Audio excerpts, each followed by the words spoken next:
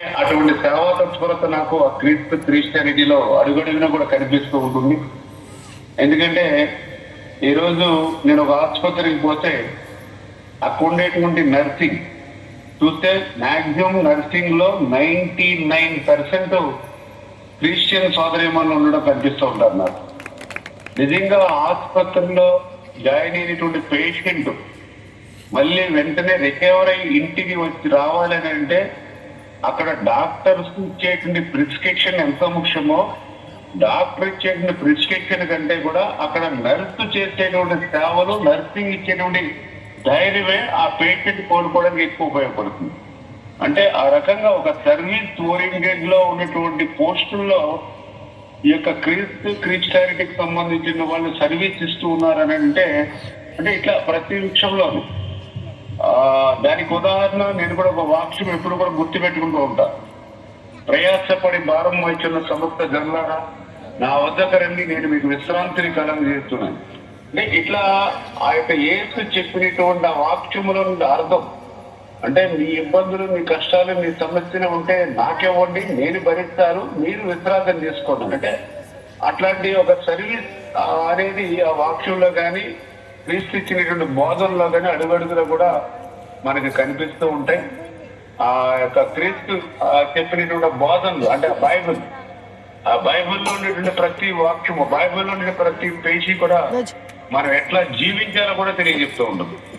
నేనే సత్యం, నేనే జీవం, నేనే మార్గం అనేటువంటి మాటలు మనకెంతో ఒక ఆత్మ విశ్వాసం, ఒక సెల్ఫ్ కాన్ఫిడెన్స్ అనేది క్రియేట్ చేస్తాయి మనందరికీ కూడా. అదేవిధంగా నేను కూడా చూస్తూ ఉంటాం. ఈవేళ ఎక్కడైనా ఒక సేవకుడుగా నేను కూడా ఏదైనా మున్సిపాలిటీలో కానీ ఎక్కడైనా గ్రామాల్లో కానీ ఉదయం పర్సన్ ఇన్స్పెక్షన్ చేస్తూ ఉంటాం. ఉదయాన్నే లేచి ఆ వార్డుల్లోకి ఉదయాన్నే లేచి వెళ్తూ ఉన్నప్పుడు అది చూస్తూ ఉంటాం. కొంతమంది అప్పుడే ఇల్లు ఊడ్చి ఆ ఇల్లు ఊడ్చినటువంటి చెత్తని అటు ఇటు చూసి అలా ఆ గోడ పక్క నుంచి అవతలే తీసుకెళ్తా ఉంటారు. నాకు అనిపిస్తూ ఉంటుంది, నిన్ను వలే నీ పొరుగు వాడిని ప్రేమించు అనేటువంటి బైబిల్ అనేటువంటి వాక్యం కనుక వాళ్ళు అర్థం చేసుకుంటే ఈరోజు మా పనులు కూడా మాకు తగ్గుతాయని.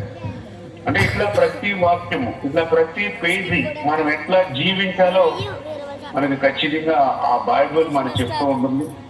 మరి ఆ సందర్భంగానే ప్రార్థన, ఎందుకంటే ఈవేళ క్రైస్తవులకు కూడా ప్రార్థన అనేది చాలా మంచి ఆయుధం అని చెప్పి నేను కూడా భావిస్తూ ఉంటాం. అందుకే మరి ఏదైతే ఆ ప్రార్థన చేసేటువంటి దైవజనులు మరి వాళ్ళు కూడా ఎప్పుడు కూడా నేను కూడా సత్కరించుకుంటూ ఉంటాం.